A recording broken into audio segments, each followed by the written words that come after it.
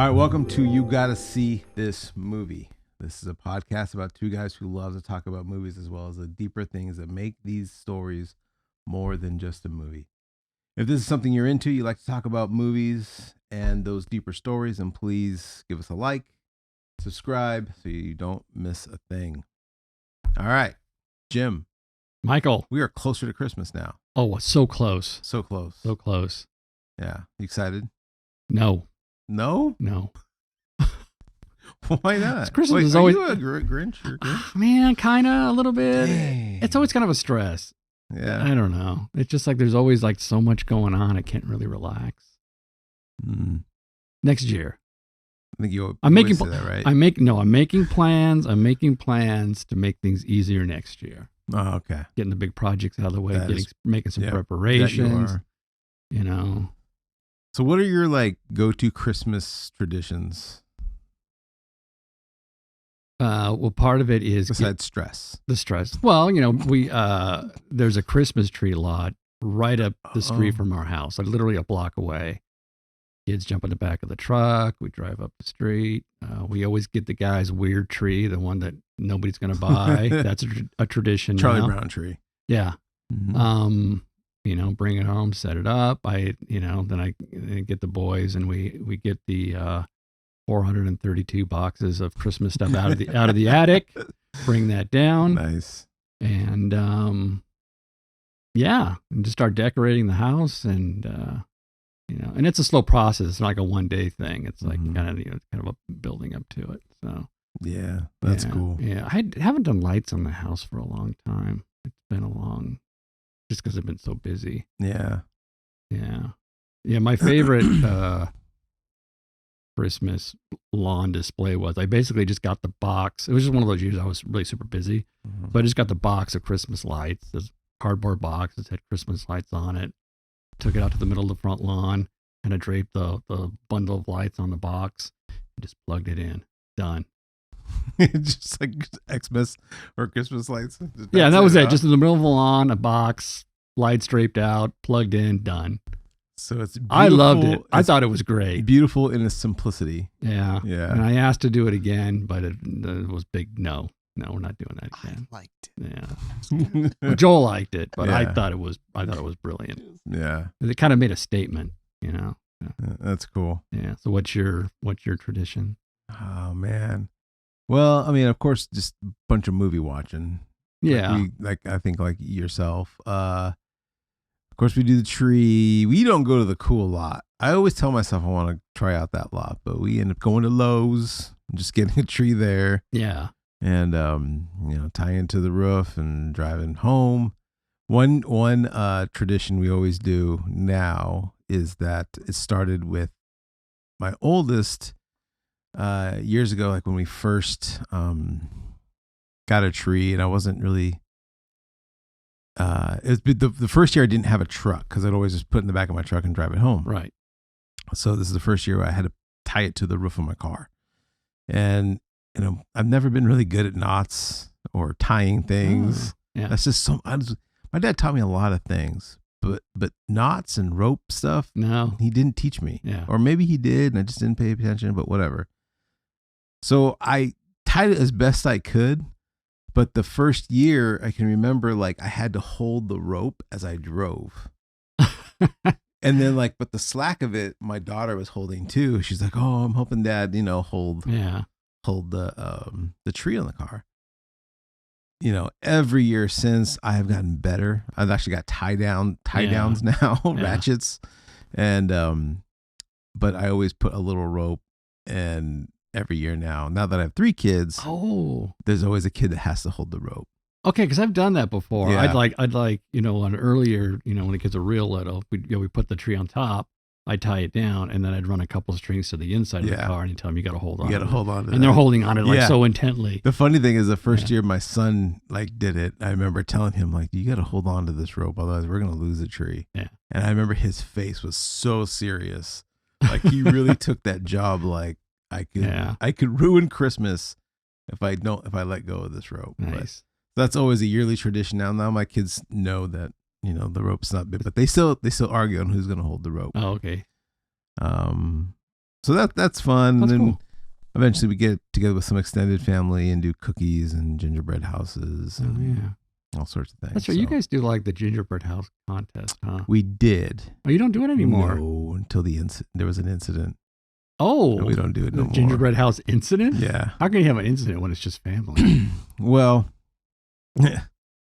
I know I quit a long time ago when there were people that were breaking the rules. Oh, Because the rules were that you are to make a house and that everyone brings stuff like different candies, decorations, right. but then we get to use everybody's stuff. So everything's fair game. Like we all have the same materials. Okay. So my brother-in-law was dating another girl. I don't know if you know her at the time. And they decided to bring their own stuff for their own house. Okay. And they didn't share. Oh. And so they won because they had their own stuff. They brought their own cool stuff. And so that was cheating in my book. And so wow. I threw a fit. Wow. Threw some things across the room, said some things I regret. Really? Some things I don't. But yeah, Merry Christmas. So that's why we don't do the contest.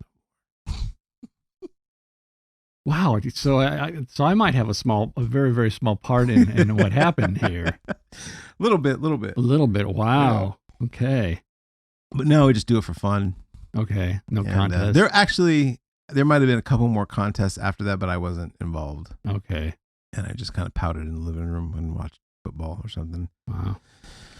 Because you're competitive. Yeah. You're a competitive kind of guy. I mean, if anything's worth doing, it's worth doing right. That's you know what true. I'm saying? Yeah. All right. All right. So, yeah. So that's Merry Christmas. Merry Christmas. All right. So, Jim, what is the story that you got to see? The movie that you have got to see is A Christmas Story. 1983. In the 1940s, a young boy named Ralph Parker attempts to convince his parents, teacher, and Santa Claus that a Red Ryder Range 200-shot BB gun really is the perfect Christmas gift. I'm sure it is, right? Of course it is. Yeah, for any boy. Yeah. Or anyone who just wants to live an adventurous life. Yeah. So this movie was directed by Bob Clark. Good old Bob Clark. Good old Bob Clark. Now, I do think this is his like magnum opus, right? This is his. It's got to be. It's like his number one movie, but there was some other movies he made. I was looking at his list. He made Baby Geniuses. Do you remember that movie from the 90s? I remember the name. Yeah, that was his. But there's actually another very famous Christmas movie that he directed in the 70s. Do you know what that movie is? In the 70s? Mm-hmm. It's a completely departure from this film, though. But it's a Christmas movie. Is it like a Santa Claus based Christmas movie? Like, nah, you're not gonna get it. I'm not gonna get it. Just tell me. It's a Black Christmas. A Black Christmas? Yeah, it's a horror movie. It's about a guy living in a sorority house, like in the attic. Yeah, and he's killer. So it's not really a Christmas movie. It's just No, it is a Christmas movie because it's called Black Christmas. But yeah. But it's not a Christmas movie because you can't. This is that whole thing where you want to like say, "Oh, but it's a Christmas movie," but then it's not a Christmas movie. No, not we were really. supposed to talk about that, huh? What defines a Christmas movie? Yeah, because we definitely have that list. We definitely have different opinions on what is a Christmas movie versus. But you have a criteria. If I'm not mistaken. Well, yeah. Yeah. Yeah. So as a Christmas movie is like someone. Like there's a heart change, right? There's a change of heart. There's a change of heart. Like some curmudgeony old man learns the true meaning of Christmas. Okay. Does it have to be a curmudgeony old man? And just a curmudgeony person.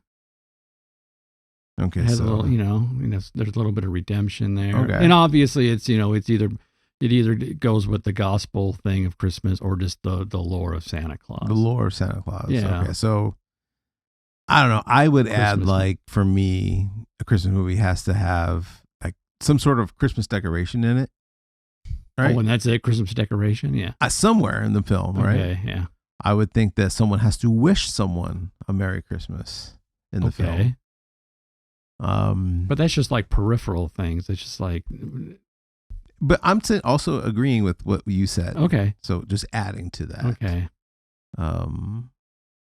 Yeah, I think that would find all that in Black Christmas.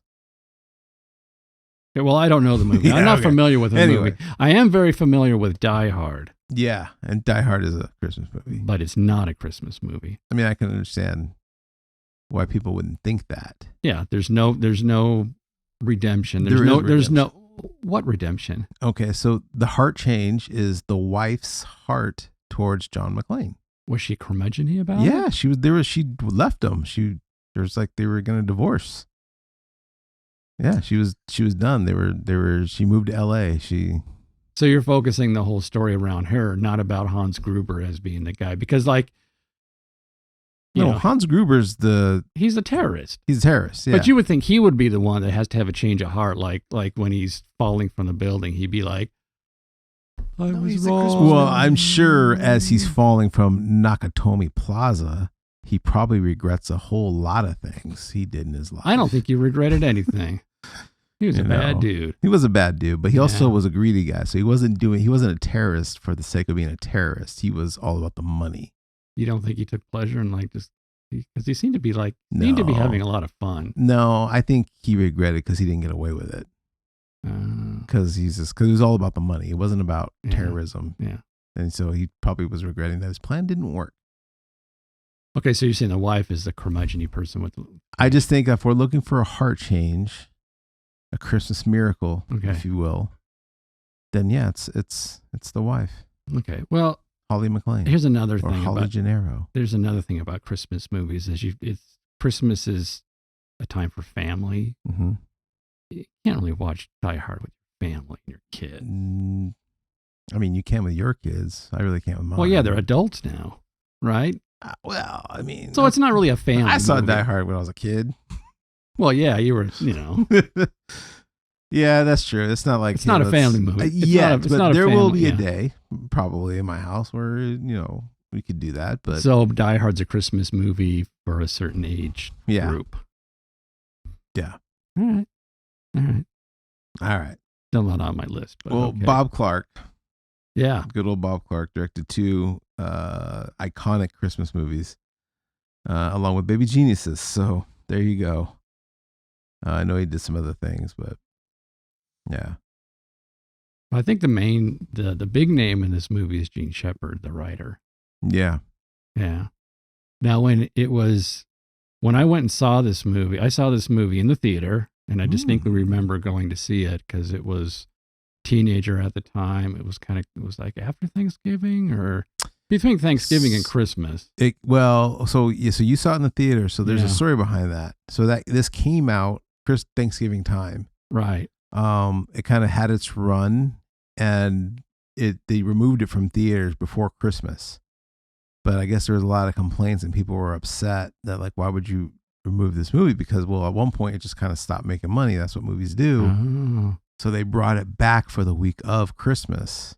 Oh, so that's the reason why we saw it at the $2 theater. The closer to Thanksgiving or Christmas? No, it's closer to Christmas, so and it was in the second run. Yeah, it was in the cheap theater. Yeah, yeah.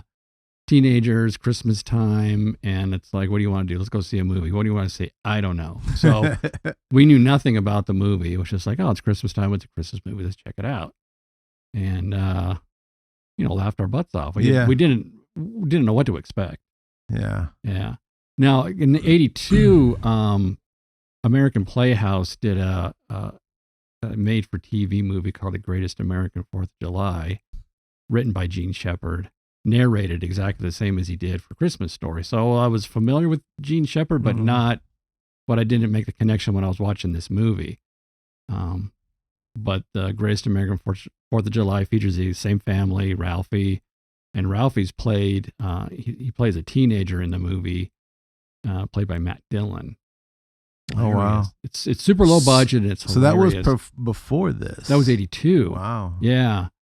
And then, I went and saw A Christmas Story in the theaters, written and narrated by Gene Shepard, which is his stories. And like I said, at the time, I didn't make the connection, but later on, I'm like, oh, wait a minute. That's the same dude and the same story and the same characters. And ever since then, it's just become a classic. Yeah. Yeah. This movie is such gosh, it really is a gem. Oh yeah. It's a gem of a movie. Like it's almost poetic, and like all credit to Gene Shepherd, because yeah, just the things that he says as he's telling the story. Yeah. Just the word pictures.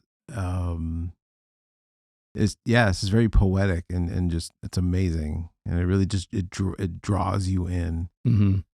I've never read nothing of his like just separately. Like I've never read a Gene Shepherd story. Yeah, neither have I. I just but and he's done some other films. yeah, I think there's like a summer vacation one, and it's just directing wise and acting, it just wasn't that good. It didn't play out very well, but but the 4th of July and the Christmas story, they're just gold. It's just great. Yeah. It's really good. Yeah.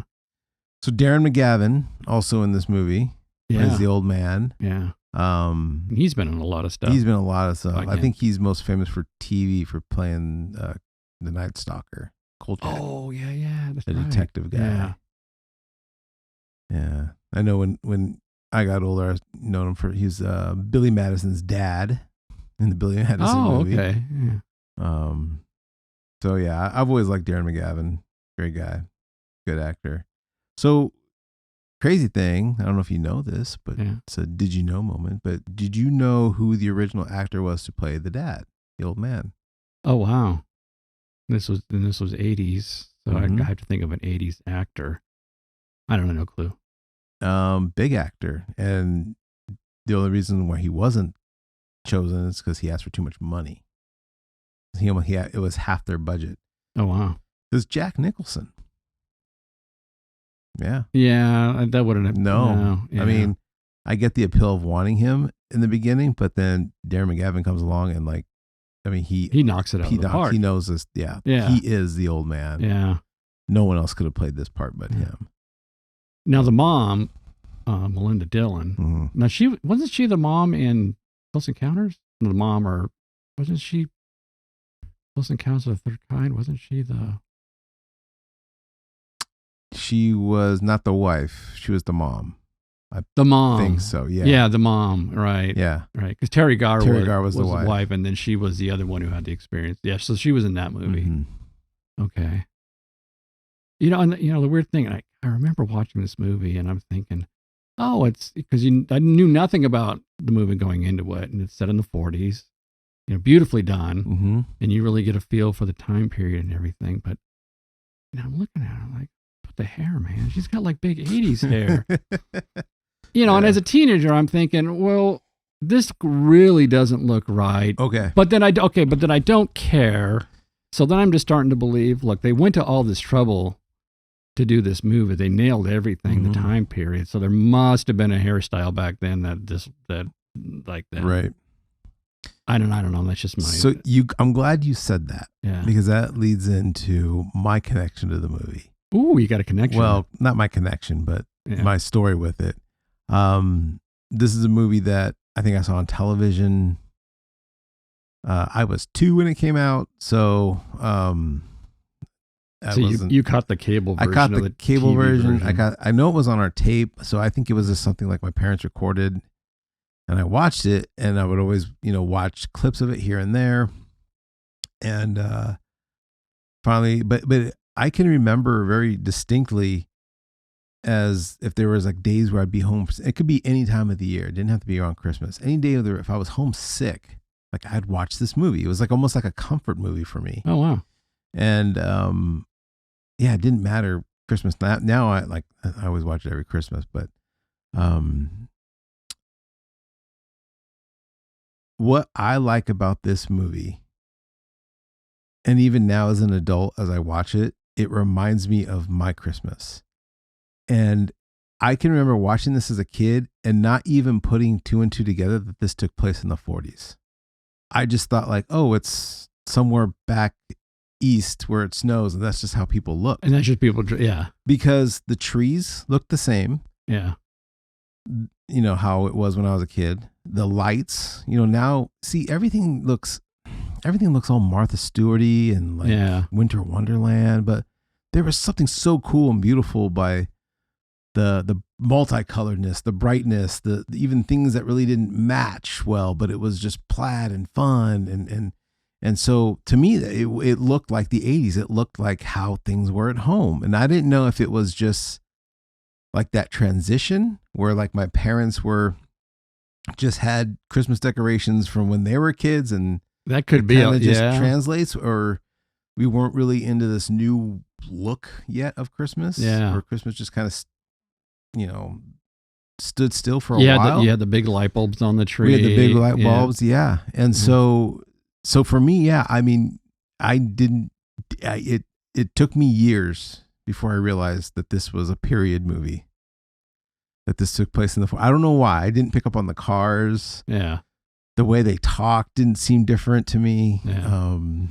School, I mean, their seats looked a little weird, but I don't know, just didn't register in my brain. Yeah.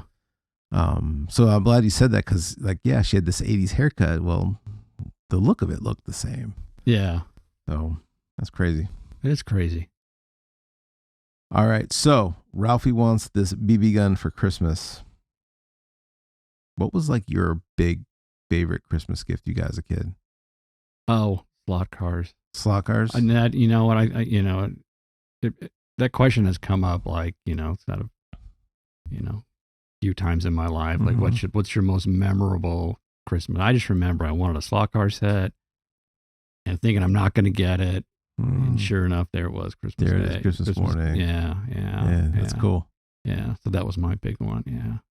So mine was this really cool G.I. Joe tank called the General. And it was massive. Like it would probably take up half this table. But it had like, missiles that you could fire in the air. It had all these sound effects you can press on the thing. And it was so big. And I can remember just begging for this thing, almost doing exactly what Ralphie does. Any little moment he could like talk about this thing. Yeah. I did. I want the General. I want the General. I don't care if it's my only gift. Yeah. And then when my parents would say like, well, it's really expensive. I don't think you're going to get it. He goes, oh, hey, that's okay, Mom and Dad. I'll just ask Santa. You don't have to worry about the money. Yeah. And they had you going. It had me going, man. Yeah. And then, every Christmas morning, I would always do the same thing where I would run out. I think either I'd wake up in the middle of the night or I'd wake up really early. It was still dark. And just to see if Santa came. Yeah. And see if the different presents were out there, and all of a sudden they were there, and I'd run back to bed or wake up my sister or whatever. But that was my BB gun. Were your G.I. Joes the 6-inch? They were the 3.75. Oh, okay, so you were like the second generation. Yeah. Yeah. Not the Barbie doll ones.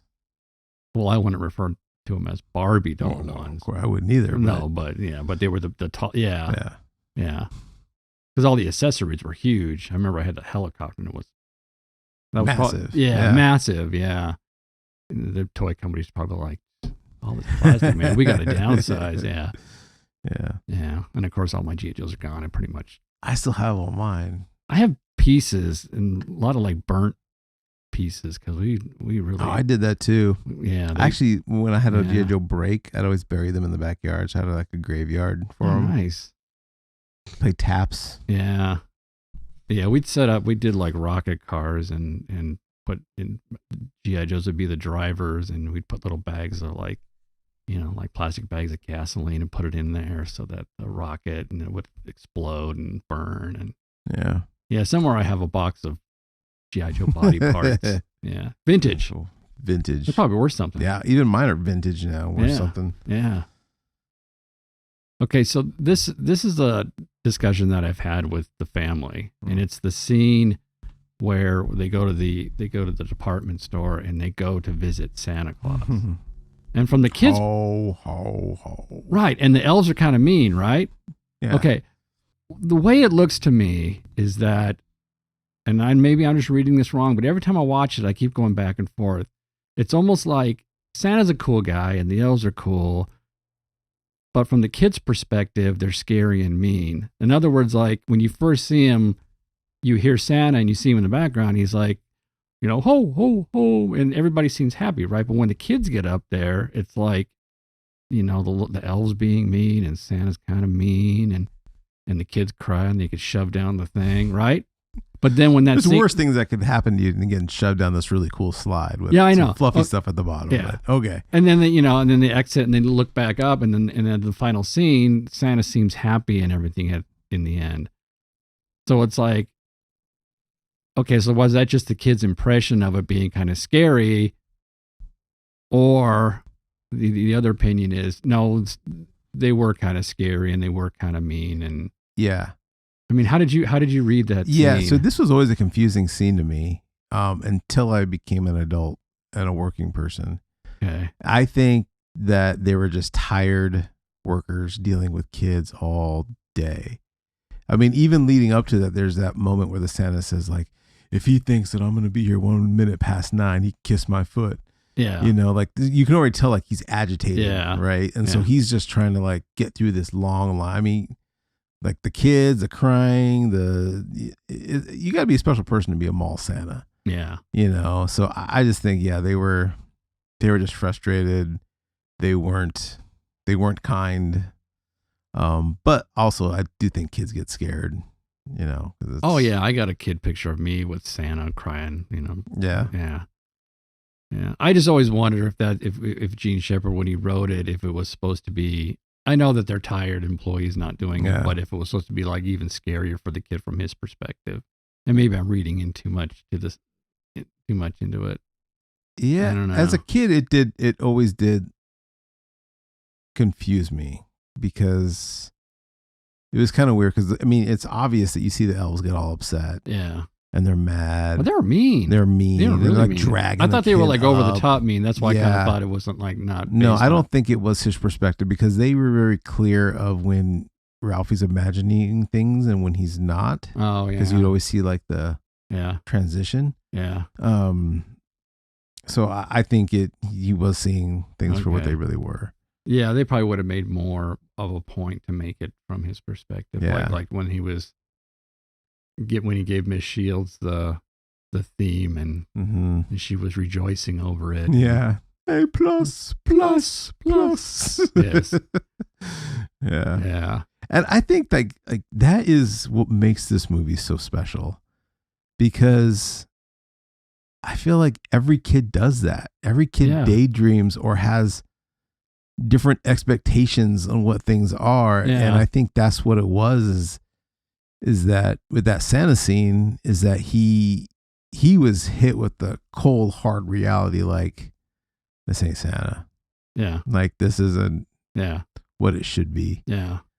But the whole theme thing, thinking like, oh, he's going to be the best one, that she's going to be blown away. Yeah. And, what were some other ones? When,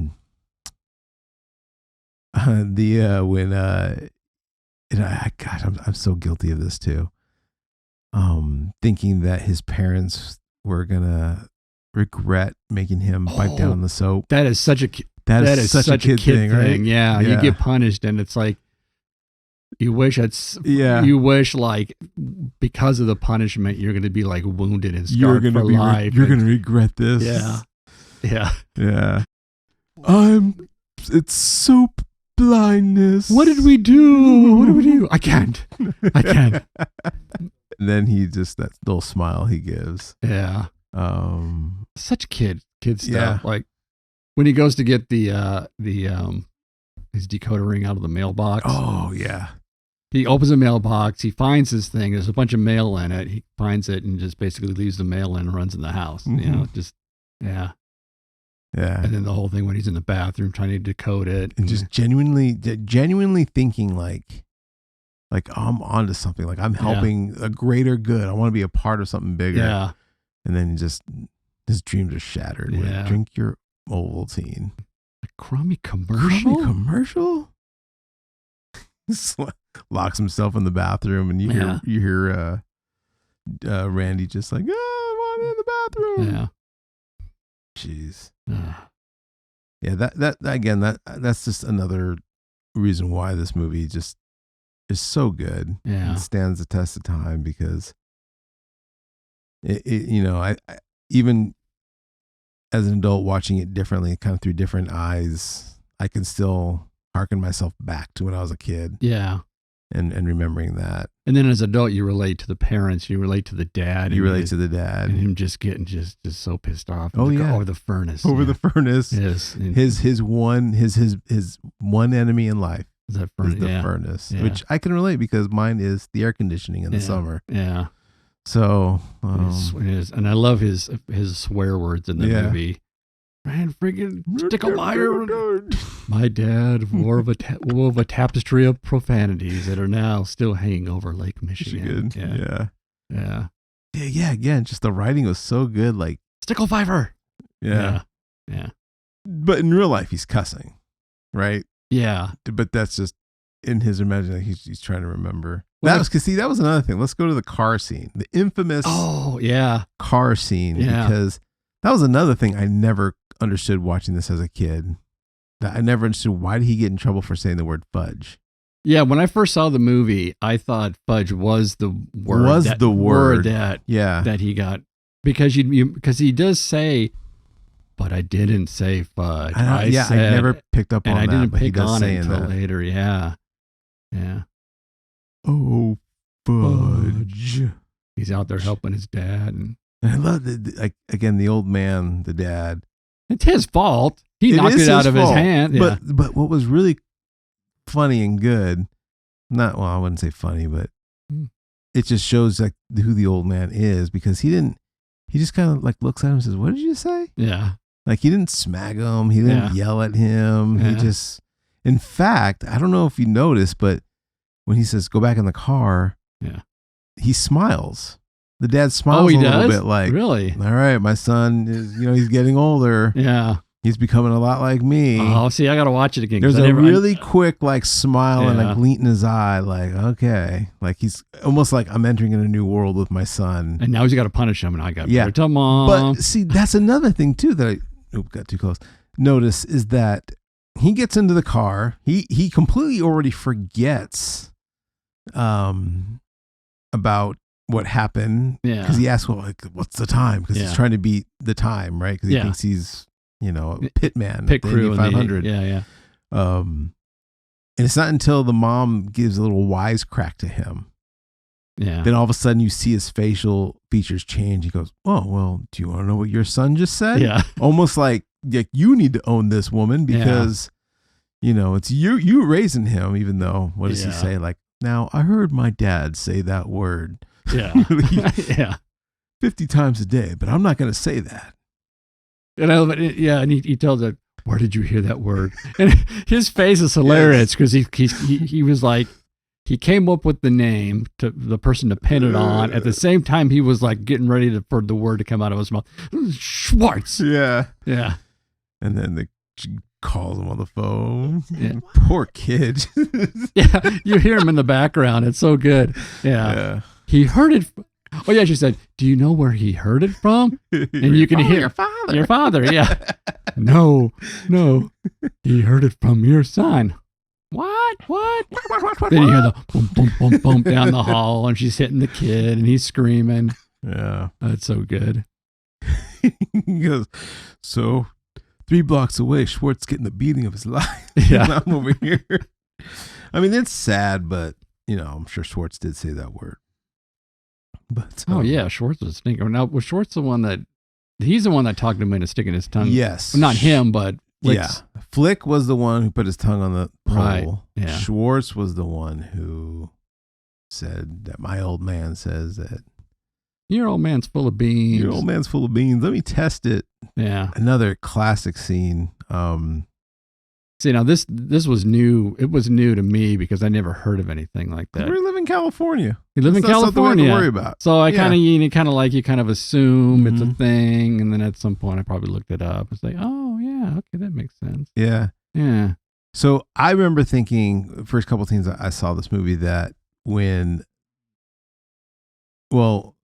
so when the fire department did come and took him off the pole, I always thought like his tongue just ripped off, and that when he came in with a bandage around his tongue, like his tongue was missing. Well, that's what they make it seem like. Because why would you put a bandage Why on would your you put a tongue? Band-Aid on? All you had to do is just get some hot water, right? Okay, so that's another thing. Every time I'd watch this movie, it was like clockwork.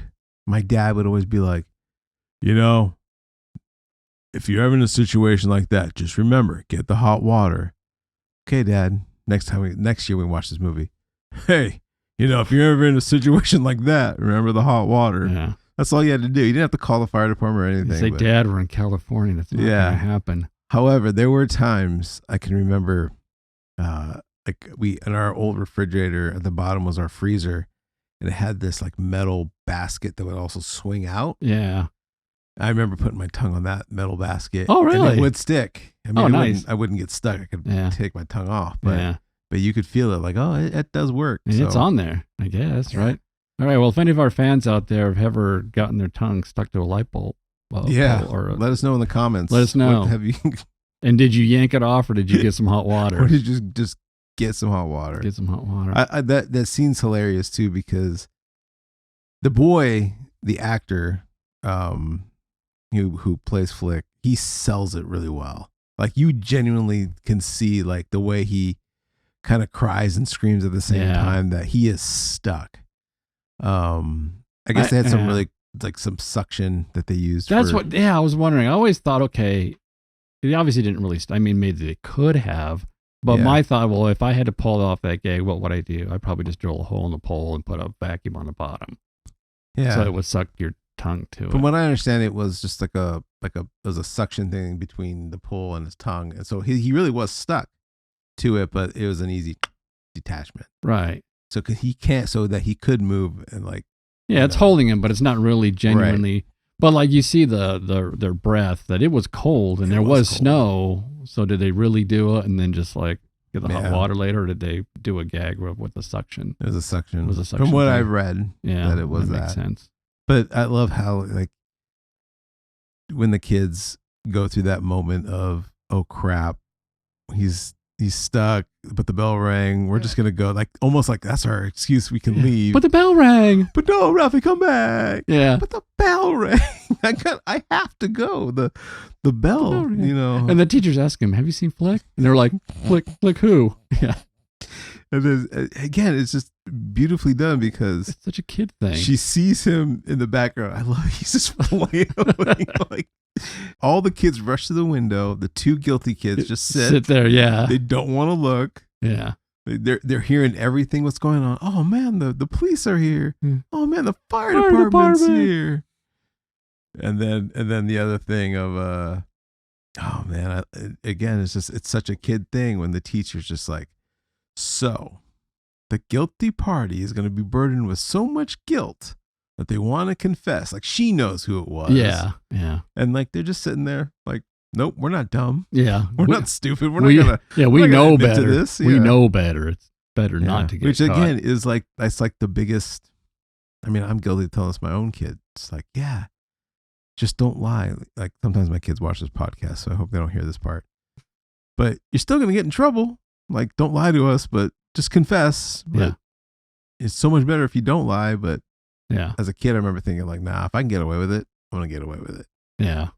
Yeah. Yeah. Great. I remember once my kid wrote Bart in chalk in the driveway. And I asked who did it. And I kind of thought it was funny. Yeah. So I kind of like, who did it? And then they both of them like, I didn't do it. I didn't do it. Well, it had to be one of you guys. So then it just escalated from that point because they were lying. And honestly, I really didn't care. I thought it was kind of funny. Yeah. And it was kind of like, oh, who wrote this? It's funny, you know? It's like, oh, what was it? Your mom that wrote it? So now it's just like, now somebody's in trouble because somebody's lying about it when you really didn't have to lie about it because Dad thought it was funny. Yeah. Yeah. Did you ever find out who did? I did. It escalated to like, you know, who's going to get spanked. And turned into a whole different thing. A whole it's like, oh, this is what we're going to do Saturday. This is what we're going to do on this Saturday. Yeah. Gonna find out who wrote Bart in the driveway. Chalk, yeah. So have you ever had a Scott Farkas in your life? And Toady? I did.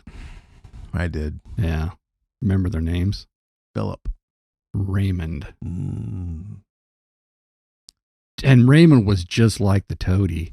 Oh, really? Kind of looked the same. He was little. He was just mean. And they trapped you. They kind of cornered you and intimidated you and slugged you in the arm. It's awful. It's horrible. Yeah. Yeah. Mine was, the toady I can remember seeing in school for those bullies, but my bully Philip, he didn't have a toady. But man, he was I think he was 3 years older than me. Yeah, he was just a menace on the block, just constantly just picking on me, bullying me, bigger than me until high school.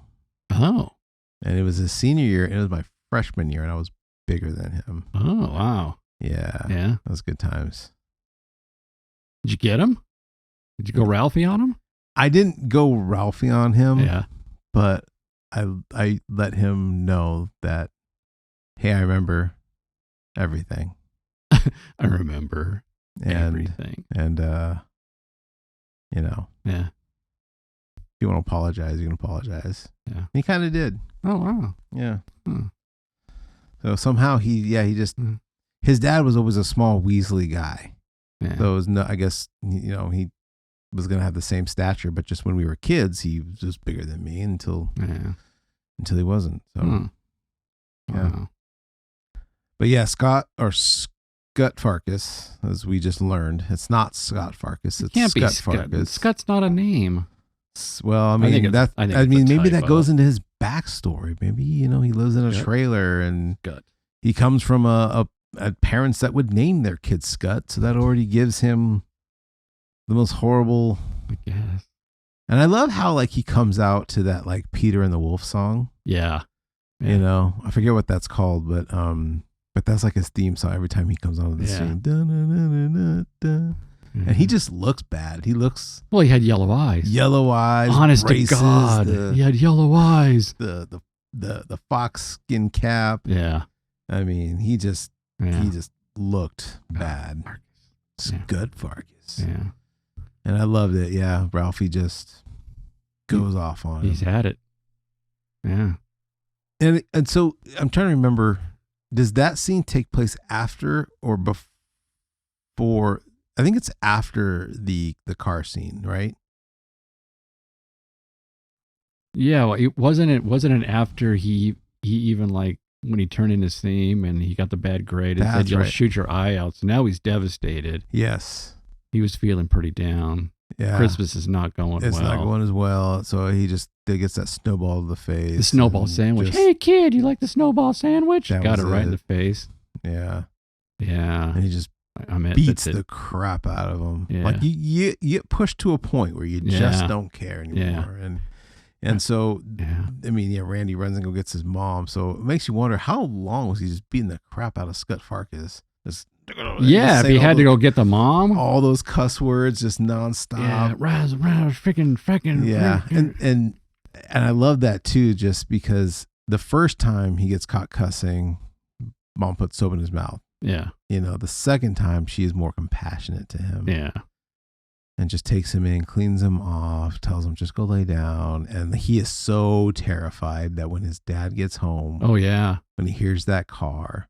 Oh, and that's a kid moment. That's a kid I've had moment. those moments where you're there and you're waiting for dad to get home because you know you're going to be just, Yeah. Yeah. I'm trying my best to not hope my kids don't have that, but I guess it's hard not to. But I remember having that. But at the same time, the mom covers for him. Yeah. The mom, she doesn't lie, but she covers. There's an understanding there. Yeah, and that's a cool moment. Yeah. So, you look at those parents that they were truly doing the best they can to raise a good kid. And they know that, the one saying the bad word, they're trying to cut it off at the head. Don't say these words. The other thing is well, it already happened. I want to take care of you now. So, Yeah. Scut Farkus. Scut Farkus. Whatever happened to him? Well, I guess we know what happens to him because they did make another movie of this, a part 2. So we Oh, we do that- find out what He happens to becomes a Scud Farkus. He does become a cop, which Wait, what's the name of that movie? It's A- another Christmas a story. very Christmas story, A Christmas Story Christmas. a Christmas story, Christmas. I need to get that. Which- yeah, if you have not seen that,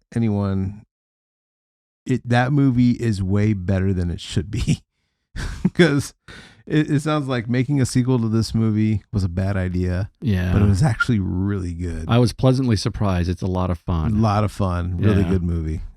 Peter- I don't know if they have it on physical media yet. They don't.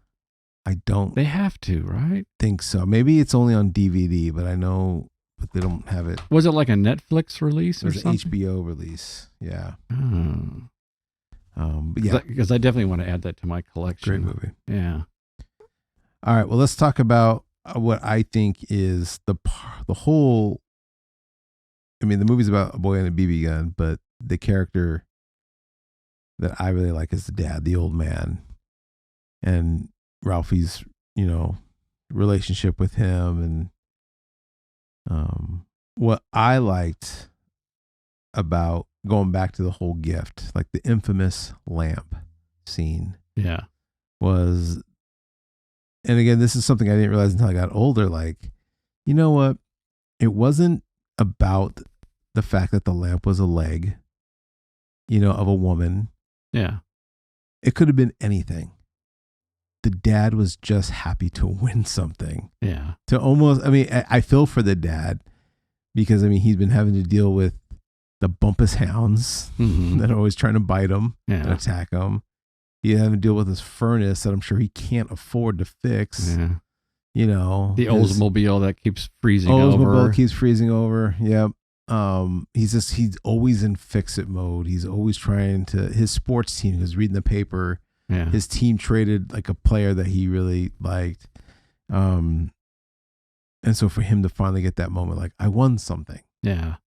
So I just think yeah, again, when I was a kid, I always thought it was about the lady leg, but no, the dad didn't care. Just, I wanted recognition and winning a major award. It was a major. He won it. Yeah. This is something that he won. It was something that he won. Yeah. Yeah, well, it's the yeah. leg. So to the mom, it definitely was about the lady leg, which I get. Yeah. I understand.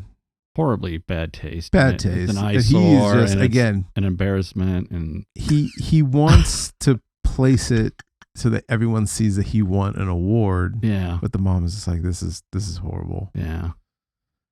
And I love how it's just like the idea, like, what does Ralphie say? Is like, till this day, we don't know what truly happened, or no, like, till this day, it's been a debate in our family for years. Yeah. Because she gets mad and then she goes in the other room and then you hear something break. I was just dusting and it broke. Oops, I broke your lamp. Yeah. And you did this on purpose. Yeah. Get the glue. We're out. You used up all the glue on purpose. That's what it was. Yeah. Yeah. And then he buries it in the backyard. And he thought he could hear taps playing. Yeah. Yeah. Yeah. There's a reference in the Greatest American 4th of July how his mom wins something and he says that, yeah, the only thing is the dad ever won was a stupid lamp and nobody cared. Yeah, for anybody out there, if you have not seen the Greatest American 4th of July Yeah. story of Gene Shepard, American Playhouse, it's cheesy, but it's hilarious, and it'll become a 4th of July favorite. It's a riot. So you said Matt Dillon plays Ralphie? Yeah, Matt Dillon plays Ralphie. Who plays the old man? I don't know. Huh. Unknowns. They're great. The mom is great. They're completely different Cast. cast, but it's great. Hmm. Talks about him and his first date with Miss Junior Cornblossom and it just has those shining moments of revelation of who he is and life, and it's awesome. You haven't seen it, right? No, I gotta see it. Oh yeah. Blood Kissel. Yeah. And Lud Kissel, the town drunk, and the dad has his big thing every year is doing the neighborhood fireworks show. So Huh. he lines it all up and does the grand show, and it's great.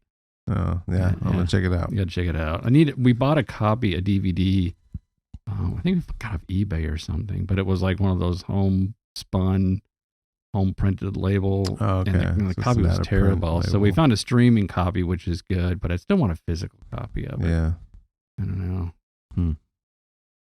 So again, the old man kind of connects to, I think, the bigger theme of this movie, and why as I've gotten older, just I can appreciate this movie so much more.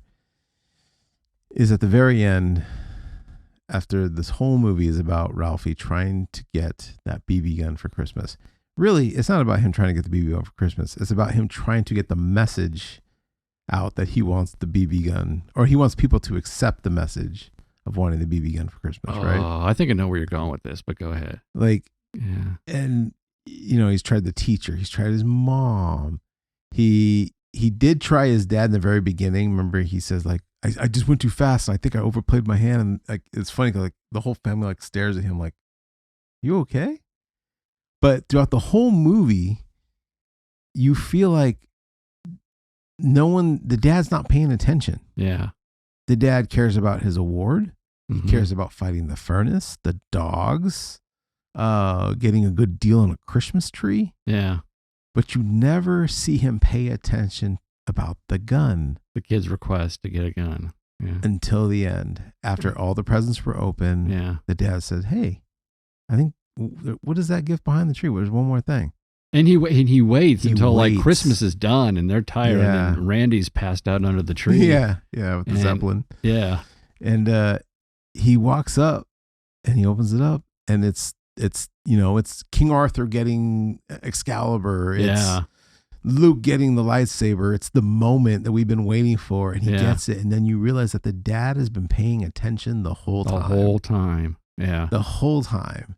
And not only is he not paying attention the whole time, but he's delighting in giving him this BB gun. Oh yeah. Like he's into it. He's just like, okay, do you know how to open it? Do you know how to use it? He goes, okay, be careful now, because Yeah. the BBs will get everywhere. Yeah. And he's all excited. And the mom didn't even know either. No, She wasn't. Yeah. yeah. She almost Yeah. kind of gave him a look Yeah. after Ralphie walks away. He goes, Yeah. Such a good moment. I had one when I was his age. Yeah.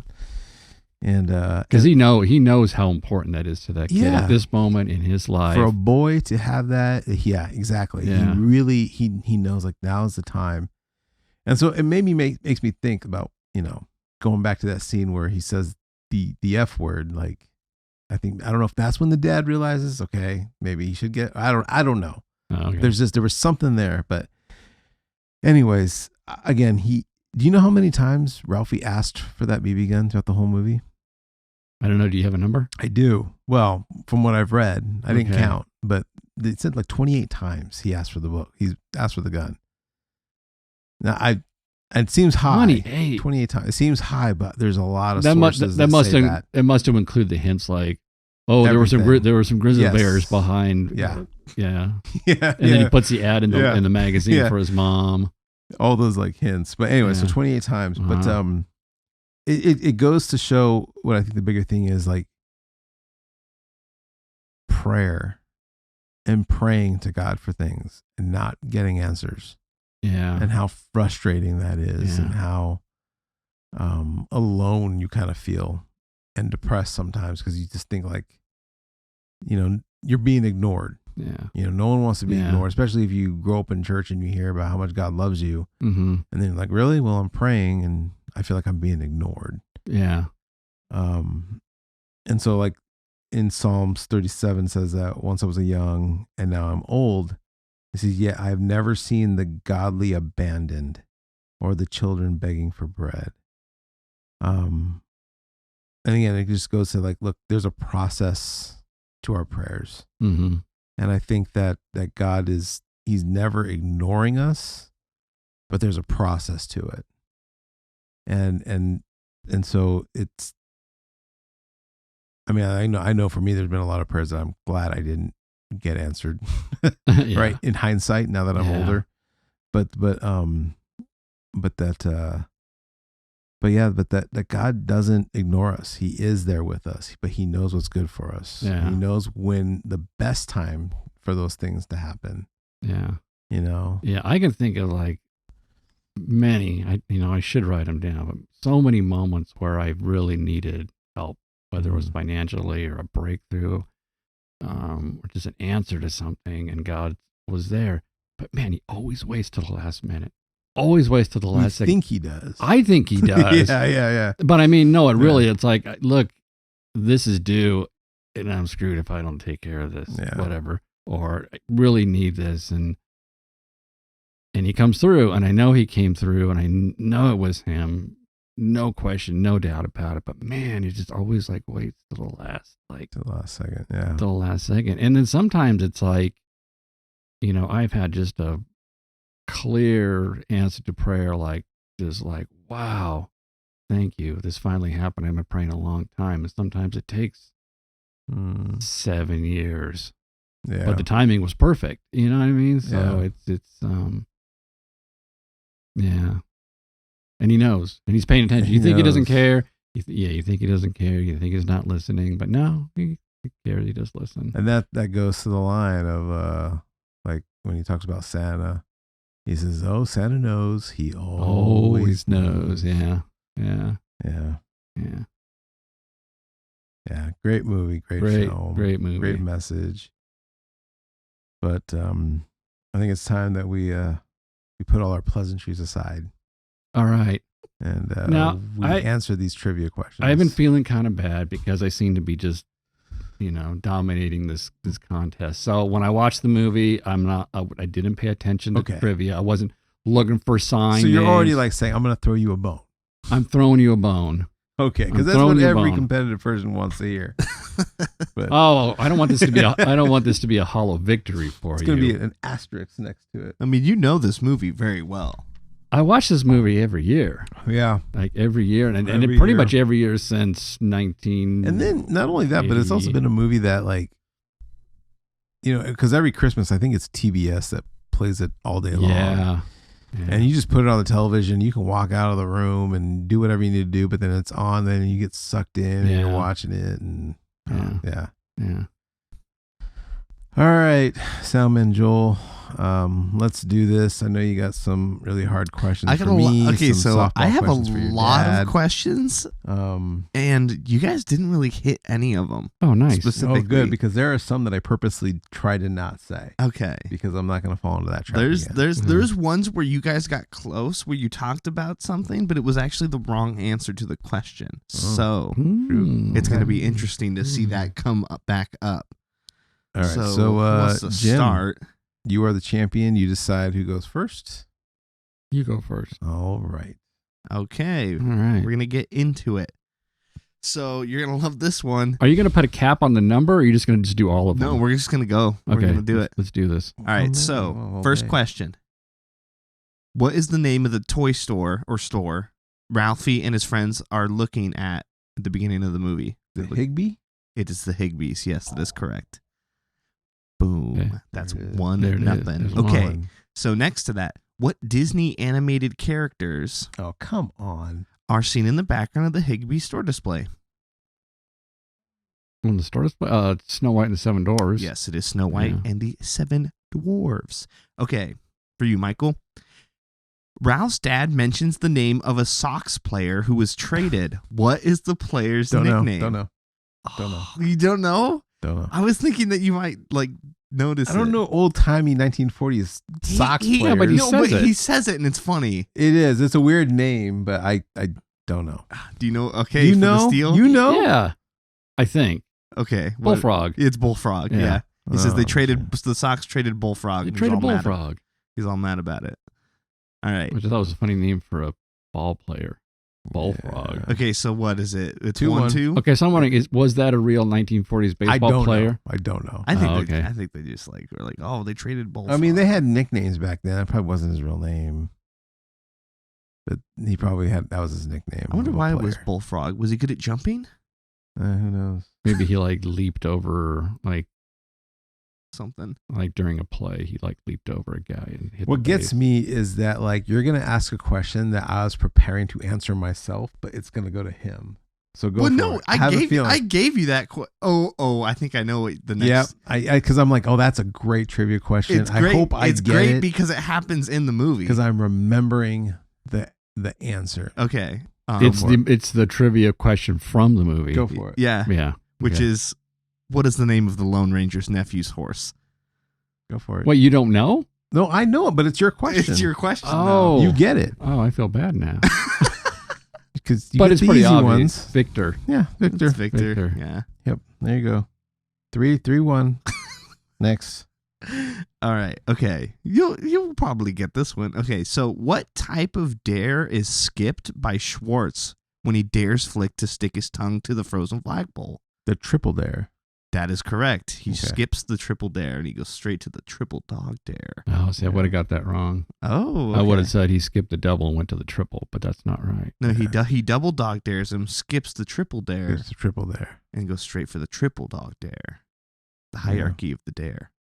I never understood the whole thing about the dare. If somebody dares you, that's like kind of like It's You have- legally binding. it's like a legally binding thing. Yeah, you have to. to do it. What does dare mean? I guess you just have to. I Yeah. dare you. Yeah, I I mean, dare you. once you turn like what 12, 13, 14, then it's not legally Not binding legally anymore. binding but anymore. It's just a kid thing. Okay. It's just more of choice at that point. Alright. So 2-3. Okay, so this question's for you. What is the name of Scut Farkas's toady / sidekick? You know this one. You know this one. You're playing dumb. No, Yeah, no. he might not know it. Because honestly, I never noticed it until I was really I watching. even said it in the podcast. I said it. Scott Farkas and his toady. Ah.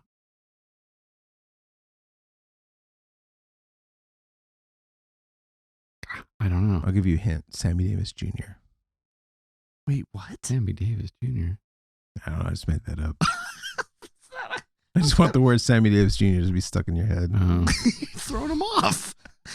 I know they say his. I can't think of the name. All right, just go for the steal. then. Steele Grover Dill. It's Grover Dill. Oh, Grover Dills. That's right. No, 3-3. We're tied. All right, it's tied Grover up. Dills. All right, next one's for you. Okay, so Who? Me. Oh, yeah. for okay. Michael. Okay.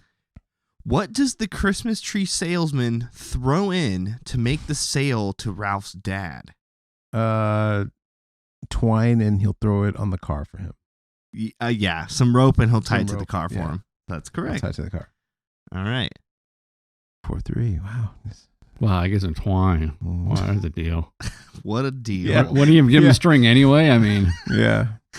Okay. So next question. This is a tough one. Name one of the brands of soap Ralph has become acquainted with. He names 3 brands of soap. I One know- is I know mentioned 2. twice. wait, is that for me? Yes, for you. Yeah, I know 2. You just need to name one of them. If I can name 2, should I override him? If you can name 2, then I'll give it to you. But you get a chance. Well, Life Boy's one. Yes. Yeah. That's the one that's actually in his mouth. Palm Olive? Palm That's Olive was the another other. one, yeah. That's the one he preferred. It has But sort of a. the first one I no. can't remember. There's a third one. The very first soap he mentions is the one I can't remember. But Palm Olive, what he prefers, but Lifebuoy is what's in his mouth. Yeah. And Yeah. then in his daydream, the dad also goes, "I knew we shouldn't have bought Life Life Buoy." Boy. Yeah. Yeah. Okay, well I'll give it to you. So this Yeah, is that's your pretty good, yeah. question. But the third type of 4-3. soap was Lux. Luck. He says Lux, Palm Olive, or Life Buoy. Okay. So 4-3. Are any of You. those? Are any of those still? Palm Yeah. Olive. Palm Olive is. Lifebuoy is. It is. Yeah. Oh. All right, this is a super easy one. Okay. What extravagant gift does Ralphie give his teacher as a bribe? Wait, who's that for? This is for Michael. Oh.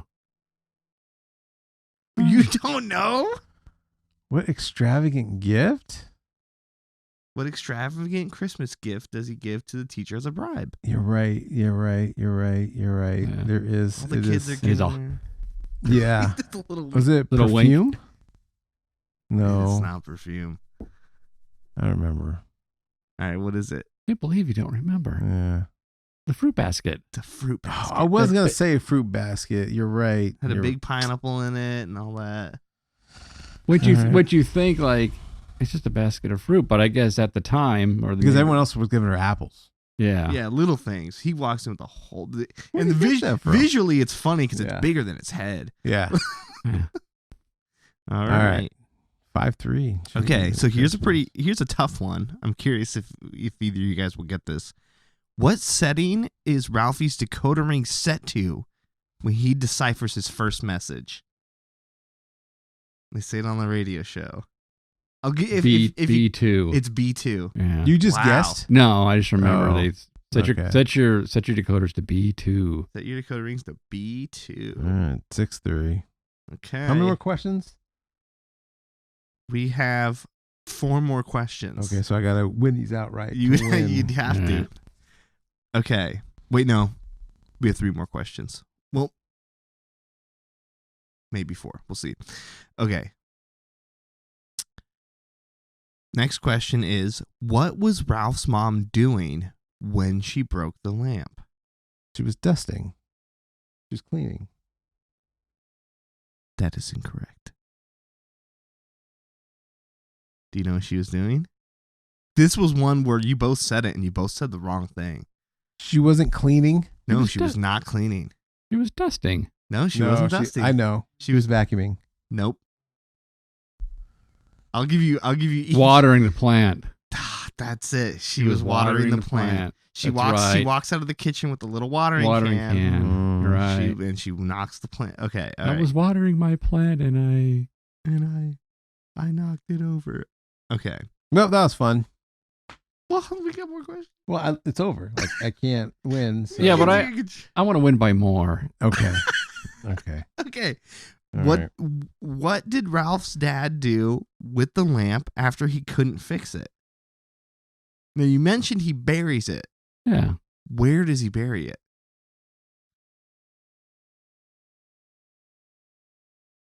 Do you know? It's your question. Oh, on the side of the house. That's not what he says. The backyard. The backyard. It's on the house backyard. He says he buries it. He buried it out next to the garage. That's what he says specifically. Oh, next to the garage, which would be the side of the house. I don't know. Neither Oh, the one of us got backyard. that one. Oh, okay. Yeah. All right. Okay. Well, final question. I'm sure you guys will get this, but what's the name of the restaurant that Ralph's family goes to after the turkey is taken by the Bumpus Hounds? It's bowling. Yes, it is. No, it's not. I was gonna say bowling. But because the W is out because it says bowling, but they specifically take the W out, so it says bowling. Yeah. Bowling. The name of the restaurant? Yeah. Unless there was a bowling alley next to it. That's what I thought it was. I thought it was a bowling alley. No, it's straight up. It's Chop Suey Palace. That's the restaurant. Well, what's the bowling? It says bowling. It's it. Maybe it's bowling's Chop Suey Palace. I think that's what it is. Bowling's Chop Suey Palace. I didn't even notice the bow. I didn't even see that. I remember bowling, but I remember Chop Suey Palace on the thing, but the sign above said It's bowling. I thought it was and just an old bowling they sign. took the W out. I think it was just Chop Suey Palace, Nah. and that's just an Look it up. old bowling Bowling. sign. Look it up. Question. No, while he's looking that up, would you have known the magazine in which he placed the thing in? Look. magazine.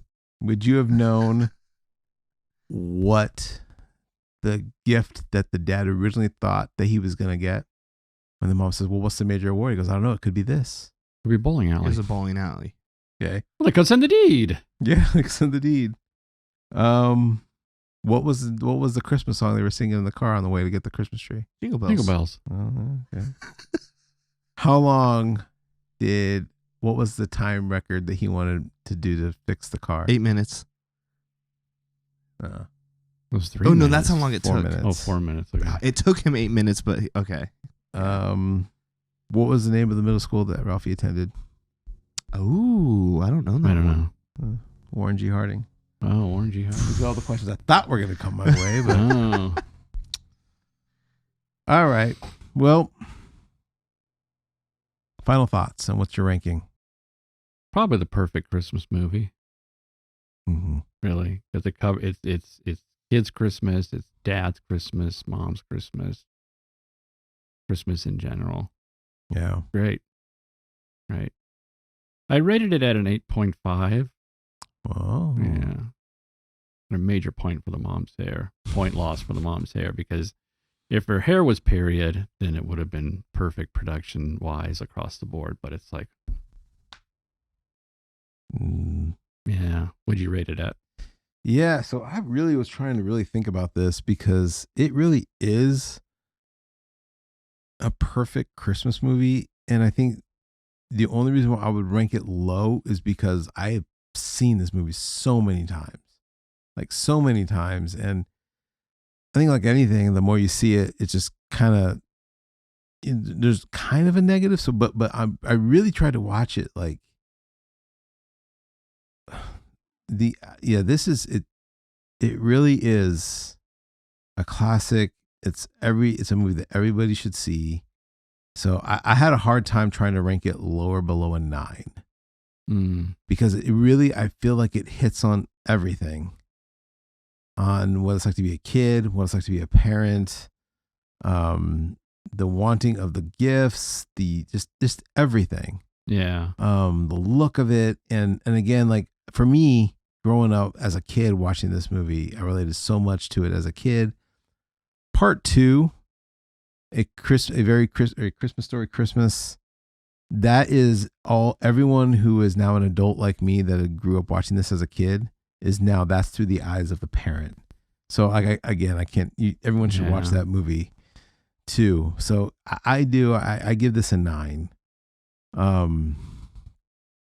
It's weird because it's like, it's not like it's overly flashy, like say like a Home Alone or a Christmas Vacation, because you're not like laugh out loud funny, but this is just like a good movie to sit and watch and get lost in. Yeah. And really just enjoy. Yeah, I feel like my ranking was too low, but well, no, your ranking's your ranking, but ranking isn't like a professional, it's not professional. Technical. It's just your personal, pretty. But ranking, it's still, But all right. Well, if you've made it this far, we really appreciate you, and please talk about this in the comment. What was your favorite scene, favorite moment, favorite character of A Christmas Story? And and again, subscribe, like, comment. We really appreciate that, and we hope you have a great Christmas. Jim, hope you have a great Christmas. Hope you do too. And hope it's you get everything you asked for. Yeah, like a tie or some socks or whatever. Yeah, I'm probably gonna get a football. So there you go. Well, Merry Christmas. Merry Christmas, and we will be back in 2024. Maybe.